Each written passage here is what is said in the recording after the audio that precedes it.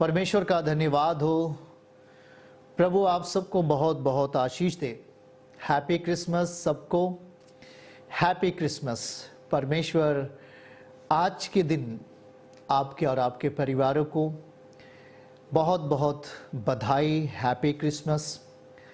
और खुदावन आपके परिवार को जिस तरह मसीह हमारे बीच में आया और हमारे लिए बहुत सारी खुशियां लेकर के हमारे मध्य में वो आया है, उसी रीत से वह परमेश्वर आज के संदेश के द्वारा आपके जीवन के आनंद को वो पूरा करे और आपको खुशियों से भरे। परमेश्वर का धन्यवाद हो कि आज हम सब परमेश्वर की उस मौजूदगी को, इस आज के इस क्रिसमस महोत्सव को हम लोग अपने घरों से, अपने घरों में रहकर उसकी उपस्थिति को अपने जीवन में हम बढ़ा रहे हैं। हम धन्यवाद देते हैं कि प्रभु का कि उसने हमें जैसे भी मौका दिया है, हम उस बेस्ट आने वाले कल के लिए तैयारी में हैं। खुदावन अद्भुत रीत से आपको संभालेगा और आपको आशीषों में लेकर वो चलेगा। देखिए, याद रहे कि आज हम जब उसके खुदावन के जन्म का होना और फिर उसके सारे कामों को इस धरती पर करना, अपनी नज़र को जब एक बार घुमाते हैं और देखते हैं कि परमेश्वर के पुत्र यीशु मसीह का जो प्रेम हमारे लिए वो कितना महान है, उसकी जितनी ही बड़ाई की जाए, जितनी व्याख्या किया जाए कम है। क्योंकि परमेश्वर का प्रेम मनुष्यों के लिए ये अद्भुत था। क्योंकि कोई मनुष्य एक दूसरे मनुष्य इतना प्रेम नहीं कर सकता कि वो अपने आप को ही बलिदान दे दे, लेकिन परमेश्वर स्वयं स्वर्ग और पृथ्वी के जो प्रभु हैं, उन्होंने हम आपसे इतना प्रेम किया है कि उसने अपना इकलौता पुत्र हमारे आपके लिए दे दिया। और याद रहे कि वो धरती पे आया है। पहला यूहन्ना 5:20 पढ़कर हम आगे बढ़ेंगे। हमारे लिए बहुत बड़ी खुशखबरी है कि प्रभु यीशु मसीह हमारे बीच में आ गया है। हम उसका वेलकम कर रहे हैं, हम उसका स्वागत कर रहे हैं, हम उसका धन्यवाद दे रहे हैं। हम और यह भी जानते हैं कि परमेश्वर का पुत्र आ गया है। परमेश्वर का पुत्र आ गया है और उसने हमें समझ दी है कि हम उस सत्य को पहचान लें। हालेलुया। प्रिय भाई बहनों, वो हमारे बीच में आ चुका है। आज जब आप विश्वास के साथ उसके संग घर में अपने जगहों पर आप आनंद और खुशियां मना रहे हैं, परमेश्वर के पुत्र को अपने अंदर आने के लिए रास्ता दे रहे हैं और उसको जब धन्यवाद कर रहे हैं, तो यह अद्भुत है हम सबके लिए। उसका चरनी में आना, पैदा होना बैतलहम में, और फिर एक तारे की अगुवाई होना, यह सब कितनी विचित्र बात है ना। जैसे कि अभी आप देखते हो कुछ बातों को कि मंजूसी इस बात का संदेश पाते हैं, क्योंकि वो परमेश्वर के द्वारा संदेश पाते हैं और भविष्यवक्ताओं के द्वारा संदेश पाते हैं कि हाँ, बैतलहम में जो आने वाला है वो साधारण नहीं है। तो उसकी कुछ पिक्चर्स को हम देखते हुए आगे बढ़ते हुए चलेंगे कि किस रीत से एक तारा उनकी अगुवाई करता है, और तारा जहां पर ठहरता है यह एक लिखित बात थी, और वहीं पर राजाओं के राजा का पैदा होना हमारे लिए था। आप लोग कहां गए हो? हम देख पाते हैं कि वह तारा अगुवाई करता है, और इसलिए हम अक्सर क्रिसमस में स्टार को लगाते हैं, तारे को लगाते हैं। यह एक संदेश है कि प्रभु हमारे लिए जन्मा है। परमेश्वर हमारे लिए, पहला यूहन्ना 5:20 आ गया है। वो हमारे लिए आ गया है। और एक तारा जो एक अगुवाई करता है उन मंजूशी की, कि वहां पर बैतलहम में इस जगह पर राजाओं के राजा का जन्म हुआ है, प्रभुओं के प्रभु का जन्म हुआ है। अब जब आप एक बात ध्यान से सोच लीजिए कि क्या परमेश्वर का पुत्र साधारण है? परमेश्वर क्या साधारण है? उसकी क्या योजनाएं साधारण हैं? कदापि नहीं। उसकी योजना बहुत बड़ी है, बहुत बहुमूल्य है, क्योंकि वो मानव जाति को उद्धार देने के लिए मानव जाति को अपना जीवन देने के लिए, अपने आप को ही देने के लिए वो इस धरती पर इस रीति से प्रकट हुआ कि लोग उसके प्यार को, लोग उसके दया को, लोग उसके अनुग्रह को पहचान सकें। वो राजा के घर में जन्म ले सकता था भाई और बहन, वो बड़े घर में जन्म ले सकता था, लेकिन वो एक मध्यम परिवार में, एक कारपेंटर के परिवार में, एक बढ़ई के घर में वो जन्म लेता है। जन्म लेना परमेश्वर का कितना अद्भुत है। अगर इस पर थोड़ी सी फोकस अगर हम करें तो आप जानते हैं कि एक कुमारी से जन्म लेना कितनी समाज के लिए कितना बढ़िया होता है, कितना बुरा होता है, आप जानते हैं। परमेश्वर ने एक ऐसे शरीर को चुना, एक ऐसे गर्भ को चुना जो पवित्र, एक ऐसे स्त्री को चुना जो पवित्र और परमेश्वर का भय मानने वाली स्त्री थी, और उस स्त्री को धर्मी कहा परमेश्वर ने कि यह धर्मी है, और उसको चुन करके अपने आप को उसके गर्भ में आने दिया। ये कितनी अद्भुत बात है कि एक कुमारी परमेश्वर के पुत्र को जन्म देती है। और ये चीज कोई अभी से नहीं हुआ, ये 700 साल पहले की एक भविष्यवाणी है जो पूरी होती है। बाइबल में आप बहुत सारी चीजों को पूरा होते हुए देखे हैं, और आप भी अपने जीवन में जब हम परमेश्वर के पुत्र के वचन के करीब आते हैं, यीशु के करीब आते हैं, तो अपने जीवन में बहुत सारी कही गई इस वचन की भविष्यवाणी को जब आप स्वीकार करते हो, इससे रिसीव करते हो, तो ये आपके जीवन में एक प्रगटीकरण हो जाता है। वह आपके जीवन में पूरा होने लगता है क्योंकि आपने बाइबल के वचन की भविष्यवाणी को स्वीकार किया है। प्रिय भाई बहनों, 700 साल पहले की कही गई भविष्यवाणी यशायाह नबी के द्वारा हमारे बीच में पूरा होता है कि वह एक कुमारी गर्भवती होगी और एक पुत्र को जनेगी। कितना खूबसूरत वो समय है। परमेश्वर अपनी बातें कितने पहले ही अपने आप को जाहिर कर देते हैं, बता देते हैं, अपने पुत्र के विषय में बता देते हैं। कोई भी चीजें आपके घर में जब आती हैं अधिकार के साथ, तो उसकी तैयारी बहुत पहले से होती है। अब जब परमेश्वर अपने पुत्र को इस धरती पर उसे लाना हुआ, तो 700 साल पहले ही बता दिया कि मैं अपने पुत्र को भेजूंगा। उस चीज को दिखाते जाइए। यशायाह 9 अध्याय वचन 6 से जब पढ़ रहे होते हैं, तो परमेश्वर उन बातों को हमारे लिए जाहिर करता है कि राजाओं का राजा जो प्राइम कुर्सी छोड़कर, जो स्वर्ग छोड़ करके वो अब धरती पे आने वाला है, इसकी सूचना 700 साल पहले यशायाह नबी के द्वारा, मीका भविष्यवक्ता के द्वारा, जकरयाह नबी के द्वारा, और वो लगभग हर एक नबी के द्वारा परमेश्वर ने अपने पुत्र के बारे में बातें किया। और यशायाह एक ऐसा नबी था जिसके द्वारा परमेश्वर ने अपने पुत्र के विषय में अस्पष्ट भविष्यवाणी किया। लिखा है, क्योंकि हमारे लिए एक बालक उत्पन्न हुआ। अब ये बात 700 साल पहले, मतलब यीशु मसीह के जन्म के 700 साल पहले ये भविष्यवाणी हो रही है कि हमारे लिए एक बालक उत्पन्न हुआ, हमें एक पुत्र दिया गया और प्रभुता उसके कांधों पे होगी। विश्व की प्रभुता, शासन करना उसके हाथ में होगा। उसका नाम क्या है? अद्वैत, मतलब अद्भुत युक्ति करने वाला।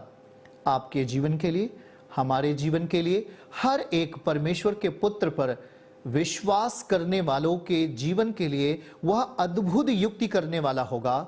उसके लिए पराक्रमी होगा और अनंत काल का पिता होगा और शांति का राजकुमार रखा जाएगा। यह उसका नाम है। अब वो नाम है तो काम है। जैसे नाम होता है वैसे ही परमेश्वर के पुत्र का काम भी है। वो हमारे लिए पराक्रमी ठहरा, और हम जानते हैं कि वो चरनी में पैदा हुआ।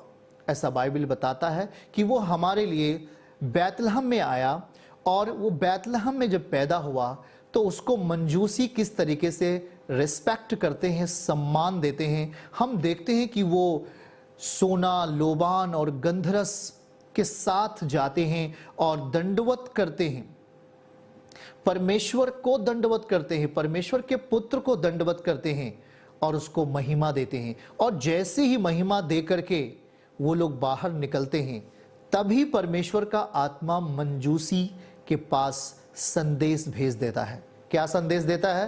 अब वापस यरूशलेम नहीं जाना। क्यों? क्योंकि विरोधी आत्मा शैतान मंजूसियों को मारने की प्लानिंग किया हुआ था। लेकिन मंजूसियों को यह संदेश मिल जाता है परमेश्वर के द्वारा, क्योंकि वो परमेश्वर का ही दर्शन करके वापस निकल रहे हैं, परमेश्वर के पुत्र का ही दर्शन करके वापस निकल रहे हैं। इसलिए जिसका दर्शन करके वो वापस निकल रहे हैं, परमेश्वर के पुत्र ने ही मंजूसियों को बता दिया, अब तुम्हें अपने देश चले जाना है, अब हेरोदेस के पास नहीं जाना है, क्योंकि वो छल से तुम्हें मारना चाहता है। जरा बातों को ध्यान से समझिएगा। यहां लिखा है, स्वप्न में यह चेतावनी पाकर कि हेरोदेस के पास फिर ना जाना, दूसरे मार्ग से होकर अपने देश को चले गए।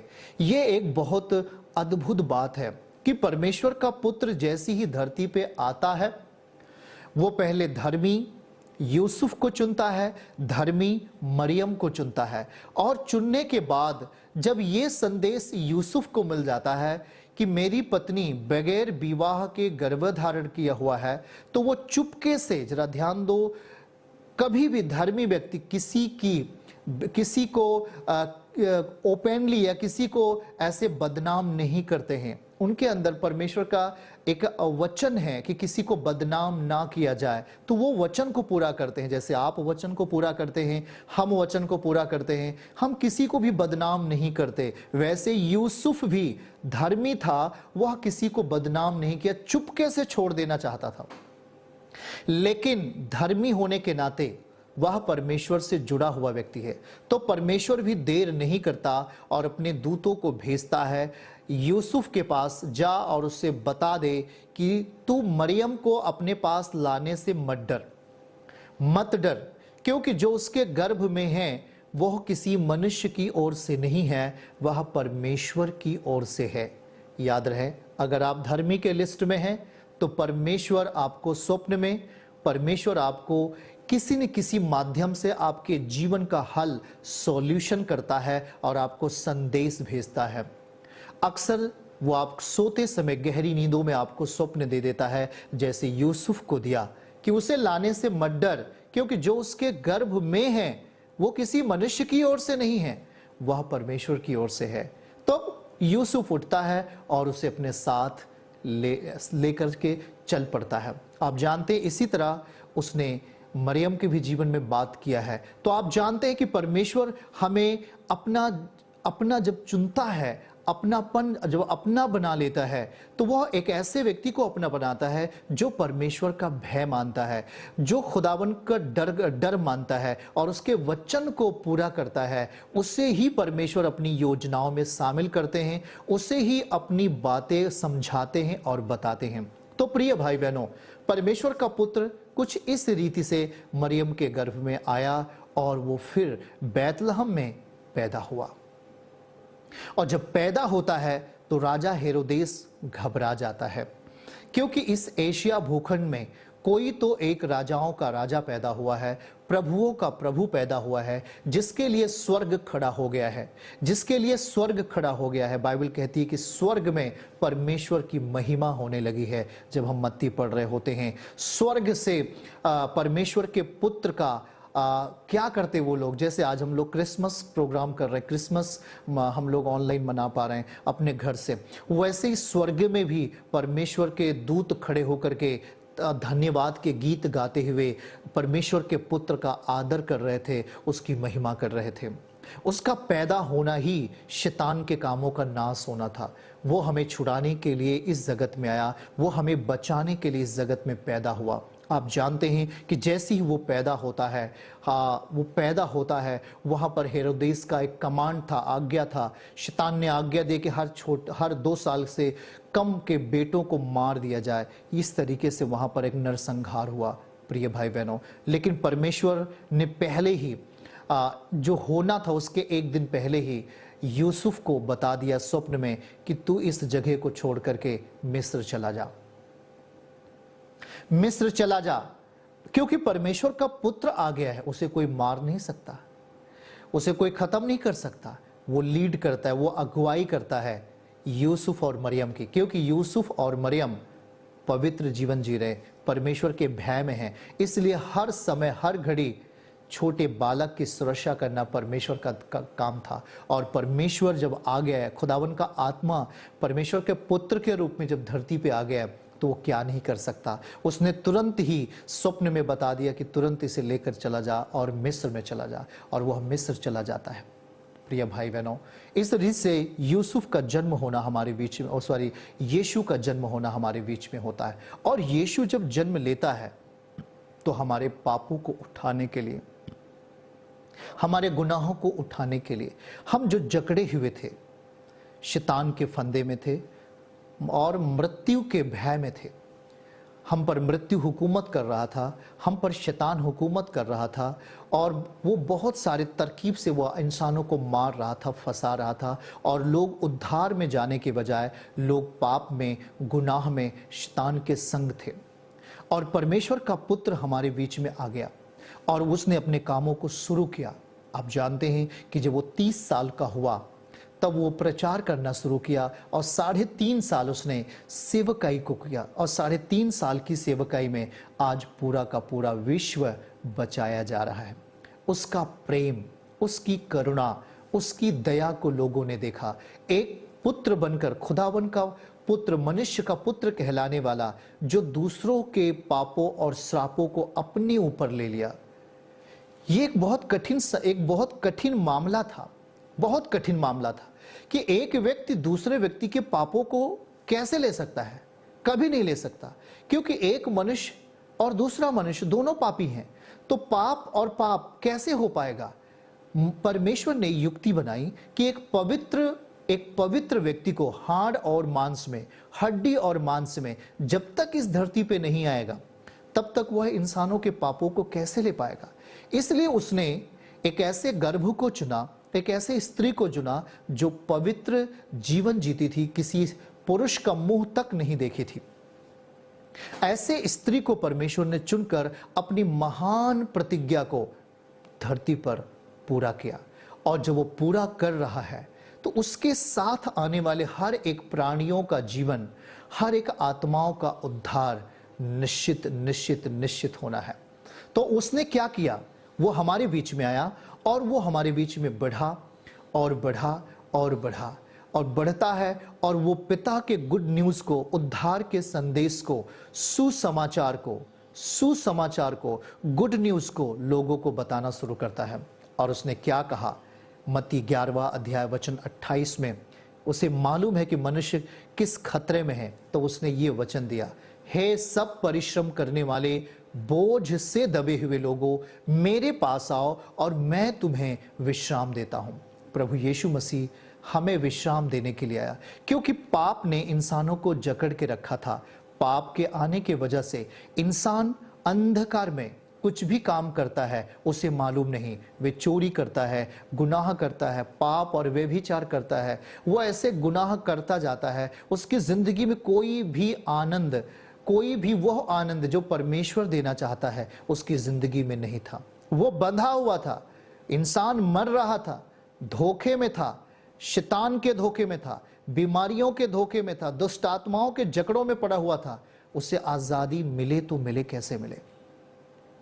इंसान अपनी बीमारियों के लिए दवा खा करके तो बीमारी से हल पा लेता है, लेकिन पाप से कैसे निजात पाए, शैतान के धोखे से कैसे निजात पाए, ये एक बहुत बड़ा प्रश्न था, बहुत बड़ा विषय था दुनिया के सामने। और इसीलिए परमेश्वर ने सारी मानव जाति के लिए अपने इकलौते पुत्र, आत्मिक पुत्र को इस धरती पर हड्डी और मांस में भेजा। कीमत तो देना पड़ेगा, तो कीमत दिया, हमारी कीमत, और जितने लोग आप सुन रहे हैं, आपके पापों की कीमत, आपने जो हाथों से गुनाह किए उसकी कीमत, आपने जो आंखों से पाप किए उसकी कीमत, आपने जो अपने शरीर से पाप किए उसकी कीमत तो देना ही था। तब वह कीमत देने के लिए इस धरती पर वो आ गया और धरती पे आया और परमेश्वर के पुत्र का सुसमाचार बताया और उसने कहा, मन फिराओ क्योंकि स्वर्ग का राज्य निकट आ गया है। आज हर एक व्यक्तियों को जो परमेश्वर के पुत्र के पास आता है, उसे परमेश्वर यही संदेश पहले देता है, मन फिराओ, मन फिराओ, पापों से मन फिराओ क्योंकि स्वर्ग का राज्य निकट आ गया है। अब वो दूर नहीं है, वो आपके घर में है, वो आपके घर में है। जहां आप जाते हो वहां वो है, जहां आप रहते हो वहां वो है। वो अब निकट आ चुका है। अब दूरियां परमेश्वर ने खत्म कर दी हैं। जो पाप के कारण, जो गुनाह के कारण एक बड़ी दीवार आ गई थी जिससे हम परमेश्वर के पुत्र को देख नहीं पा रहे थे। परमेश्वर के पुत्र का, पिता का प्यार हमें नहीं मिल रहा था और हम लगातार मौत के, शैतान के गुलामी में थे। इब्रानियों अध्याय 2 और वचन 14 और 15 आयत हम आपके लिए पढ़ेंगे। गुलामी में थे। वहां देखिएगा, ऐसा पवित्र शास्त्र का वचन कहता है, इसलिए जबकि लड़के और मांस लहू के भागी हैं, तो वह आप भी उनके समान उनका सहभागी हो गया, ताकि मृत्यु के द्वारा उसे, जिसे मृत्यु पर शक्ति मिली, अर्थात शैतान को निकम्मा कर दे। शैतान को परमेश्वर के पुत्र ने निकम्मा कर दिया। इस रीति से जैसे आप पिक्चर में देख रहे हो, शैतान को निकम्मा कर दिया, उसने कुचल दिया, उसकी हर एक पावर को खत्म कर दिया, उसकी हर एक दुष्टता को, उसको मार करके, उसको सिकंजे में कस करके, उसको हमेशा के लिए अंधकार में डाल दिया। क्योंकि आदम को अगर हम देखें, आदम ने जो अधिकार शैतान को सौंपा था, वे अधिकार को यीशु मसीह के आने के बाद वो अधिकार फिर से हमें दे रहा है। कैसा अधिकार? आदम को देखते हैं कि अदन की वाटिका में किस तरह शैतान ने बहका दिया था, और बहकाने के बाद जो अधिकार आदम के पास था, एक स्वतंत्रता का अधिकार, एक पवित्रताई में जीने का अधिकार, एक शक्ति में जीने का अधिकार, परमेश्वर से प्रेम करने का अधिकार, आज्ञाओं में जीने का अधिकार, संपन्नता का अधिकार, समृद्धि में जीने का अधिकार, वो सारे अधिकार को शैतान ने छीन लिया था। वो शैतान के हाथों में चला गया था। आदम खाली पड़ गया था, और आदम के खाली पड़ने से शैतान अपना पूरा बाहुबल, पूरी ताकत आदम और उसके वंशजों पर कहर ढाता था। लगातार वो उन्हें पीड़ित करता था, लगातार वो उन्हें बीमारियों में ले जाता था, लगातार उन्हें मौत के हाथ देता था। और इस रीत से मनुष्य जाति पाप में, प्रवृत्ति में बढ़ती चली गई। उसका उदाहरण सदोम और गमोरा, सदोम और अमोरा है, जो पाप की प्रवृत्ति इतनी बढ़ गई, इतनी बढ़ गई कि वहां पर क्या नहीं होने लगा। अदम में, नूह के समय में यही शैतान की प्रवृत्ति देखने को मिलती है। बाइबल कहती है कि नूह के समय में सब पापी हो गए, सिवाय एक नूह को छोड़कर के, नूह के परिवार को छोड़कर सब के सब लुच्चपन में लग गए, पाप और व्यभिचार में चले गए। यह शैतान की ही प्रवृत्ति थी। क्यों? क्योंकि आदम ने अपने जीवन का सारा अधिकार, आज्ञा, परमेश्वर की आज्ञा तोड़ने के बाद शैतान के हाथ में चला गया। अब इसी बात को दाऊद दोहराता है। दाऊद क्या कहता है? भजन 31 अध्याय वचन 15 आयत को जब हम पढ़ें तो दाऊद वहां एक बेहतरीन बात कहता है, जो आपको भी और हमें भी इस बात को देखना चाहिए। और वहां लिखा है, मेरे दिन तेरे हाथ में हो। अब शैतान के हाथ में नहीं होना चाहिए। आदम ने जो अपना अधिकार शैतान को दे दिया, शैतान के हाथ में दे दिया, अब उसका हाथ हम पर प्यार नाल नहीं पड़ने वाला। वो बीमारी के साथ, धोखे के साथ, सताव के साथ, गरीबी के साथ और हत्या के साथ पड़ रहा था शैतान का हाथ। अब दाऊद कहता है कि हे प्रभु, मेरे दिन तेरे हाथ में है, तू मुझे मेरे शत्रुओं और मेरे सताने वालों के हाथ से छुड़ा ले। शैतान क्या कर रहा था? सता रहा था, लोगों को जोखिम में डाल रहा था। क्यों डाल रहा था? सुनिए जरा। क्योंकि अधिकार जो आदम के हाथ में था, उसने किसके हाथ में दे दिया? शैतान के हाथ में दे दिया, धोखे से शैतान के हाथ में चला गया। अब जब शैतान के हाथ में सब कुछ चला गया, तभी तो वो परमेश्वर के पुत्र से क्या कहता है, चलो जल्दी से देखो वहां से वो क्या कह रहा है कि मुझे सब कुछ सौंपा गया है। मत्ती अध्याय 4 में वचन 3 से वो पढ़ते हैं, वहां पर किस रीति से उस वचन को दिखाइए। कहता है सब कुछ मुझे सौंपा गया है, तब क्या कहता है वो, नो उसको दिखाओ जल्दी से। हाँ, सब कुछ मुझे सौंपा गया है, तू मेरे सामने दंडवत कर, मैं तुझे सब कुछ दे देता हूं। ये क्यों कह रहा है शैतान, देखिएगा। तब परखने वाले ने पास आकर उससे कहा, अरे भाई उसको दिखाओ, उसके नीचे जल्दी जाओ, तुम लोग इतने को। वहां सीधा सीधा वो परमेश्वर से कह रहा है, परमेश्वर के पुत्र से, कि सब कुछ मुझे सौंपा गया है। लिखा है फिर शैतान ने एक ऊंचे पहाड़ पर लेके गया और सारे जगत और राज्य का वैभव, ये सब हमारे लिए है। लेकिन अभी शैतान अधिकार के साथ बोल रहा है कि सारे जगत का राज्य और उसका वैभव दिखाकर क्या कहता है, उसने कहा यदि तू गिर कर मुझे प्रणाम करे तो मैं यह सब कुछ तुझे दे दूंगा। इसका मतलब अभी किसके हाथ में है, शैतान के हाथ में। इस समय जिस समय वो बोल रहा है, शैतान के हाथ में। आदम के गुनाह से, पाप करने से सारी प्रॉपर्टी का मालिक शैतान बन गया। बाइबल के अनुसार संसार की पूरे खजाना का मालिक शैतान बन गया। तभी तो वो परमेश्वर के पुत्र से कहने में उसे डर नहीं लग रहा है, उसे बिल्कुल भी डर नहीं लग रहा है। वे कह रहा है कि सब कुछ मुझे सौंपा गया है, मुझे प्रणाम कर, मैं आपको सब कुछ दे देता हूं। तब परमेश्वर के पुत्र ने क्या जवाब दिया, परमेश्वर तो यही करने आया था, परमेश्वर का पुत्र, कि जो कुछ शैतान के हाथ में वो अब आदम के हाथ पुनः आ जाए, यानी परमेश्वर के पुत्र के हाथ में आ जाए, दूसरे आदम के हाथ में आ जाए। पहला आदम ने सब कुछ गंवा दिया था, सब कुछ गंवा दिया था, अपना सुंदरता, अपना ऐश्वर्य, अपनी संपत्ति शैतान के हाथ में चला गया। अब परमेश्वर के पुत्र अर्थात दूसरे आदम के आने के बाद जब शैतान सामने आता है तो वही अदन के जैसा व्यवहार करने का प्रयास करता है, और वो कहता है कि मुझे सब कुछ सौंपा गया है, मेरे सामने दंडवत कर। आज यही तो शैतान आपसे कहता है, दारू पी, नशा कर, व्यभिचार कर, मैं तुझे दूंगा। शैतान ऐसा करता है। और फिर प्रभु ने वहां पर क्या कहा उससे, उसको देखेंगे। यीशु ने कहा, हे शैतान दूर हो जा, दूर हो जा, क्योंकि तेरा काम अब खत्म होने वाला है। हाँ, तू प्रभु परमेश्वर को प्रणाम कर और उसी की उपासना कर। सब लोग आमीन बोले, हालेलुया। शैतान का काम खत्म होने वाला है। शैतान के पास जो अधिकार है, अब वो अधिकार परमेश्वर का पुत्र छीन करके अपने से हमारे आपके पास में आने वाला है। आमीन बोलो, हालेलुया।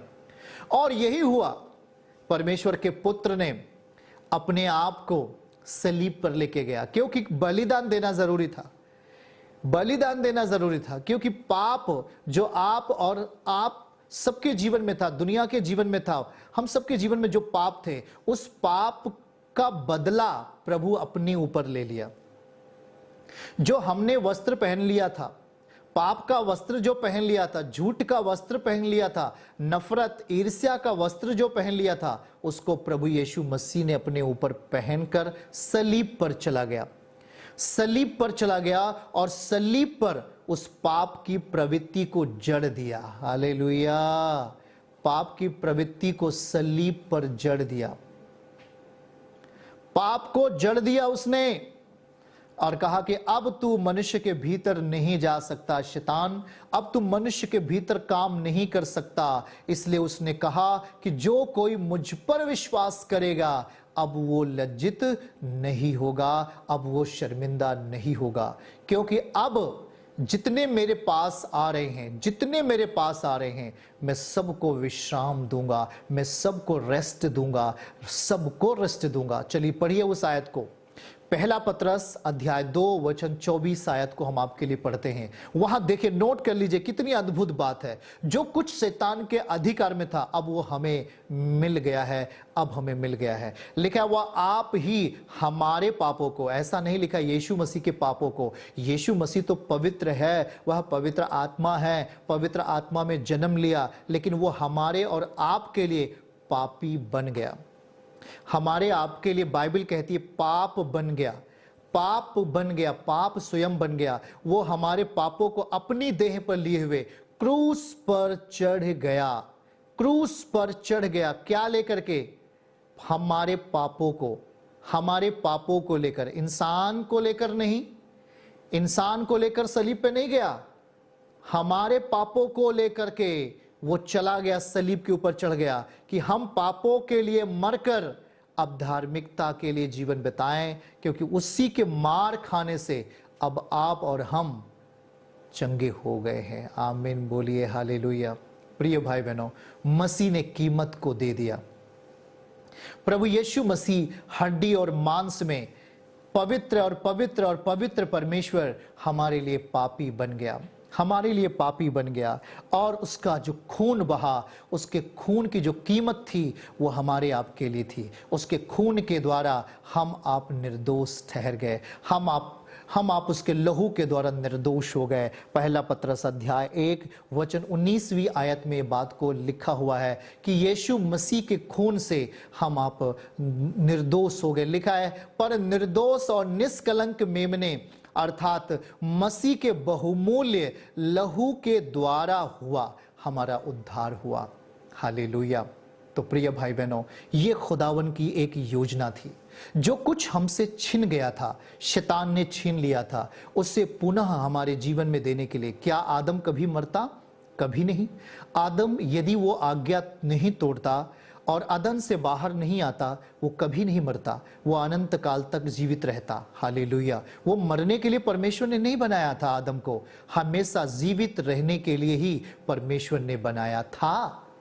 लेकिन जब उसने शैतान की बात मान ली, तभी से वो मर गया, और मरे हुए लोगों का जगह परमेश्वर के राज्य में नहीं, जीवितों के लिए परमेश्वर है। इसलिए उस जीवित स्थान से, उस अदन की संपन्नता से, उस सुख लोक की प्रसन्न जगहों से परमेश्वर ने आदम को बाहर कर दिया, क्योंकि उसने परमेश्वर की बात ना मानी।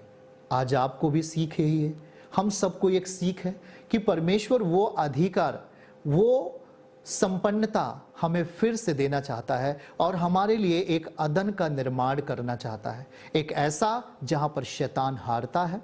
अब शैतान जीतता नहीं है, अब शैतान हारता है, बीमारी हारती है, दुर्बलता खत्म होती है, शैतान के हर एक योजनाएं नष्ट होती हैं, उसका हर एक तीर बुझा दिया जाता है।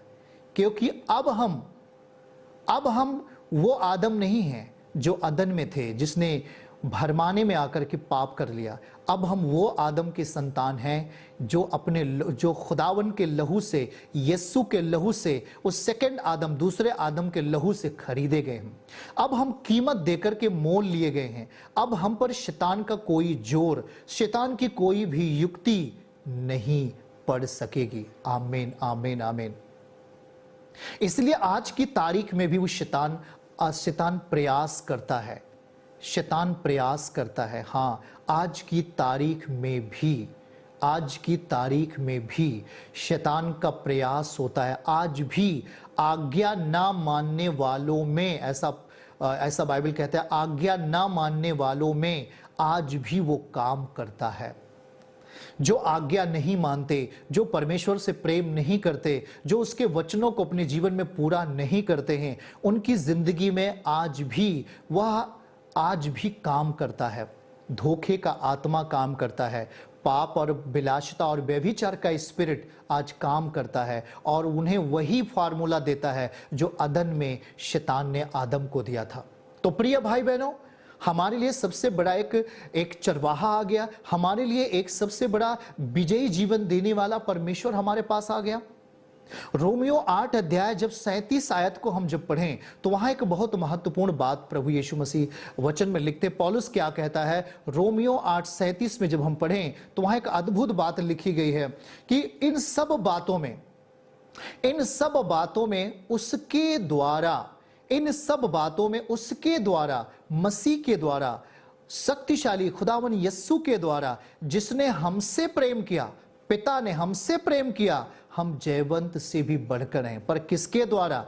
मसीह के द्वारा। आज पिता का प्रेम हम में कैसे आया? मसीह के द्वारा।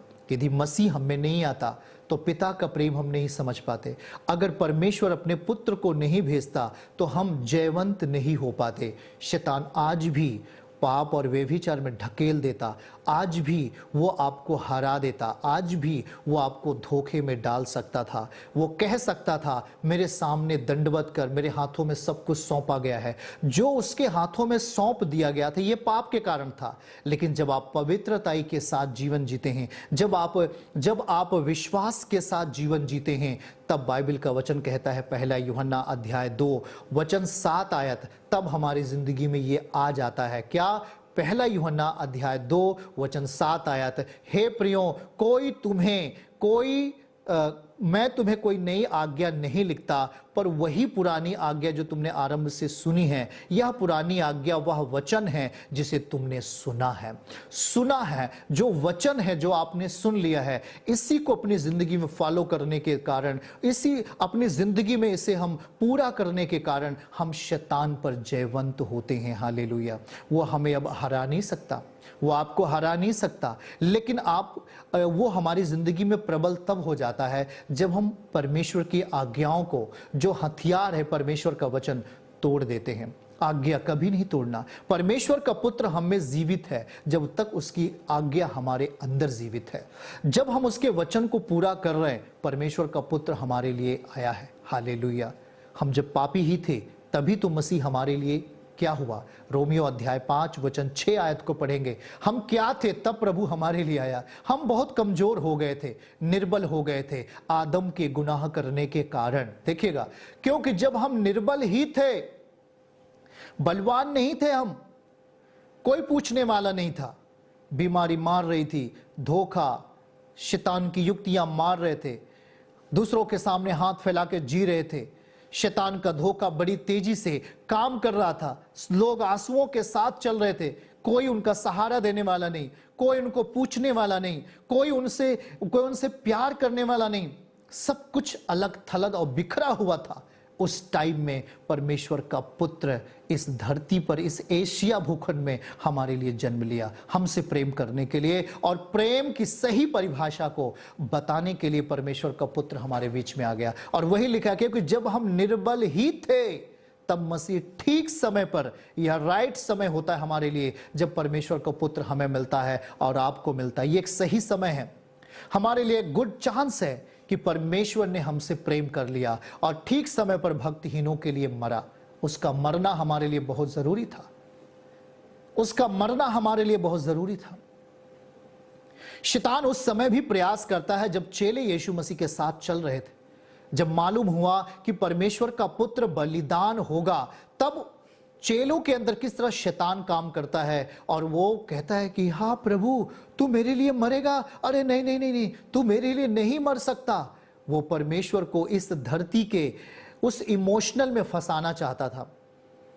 याद रखना है, आज भी शैतान आपको फंसाना चाहता है इमोशनल बनाकर।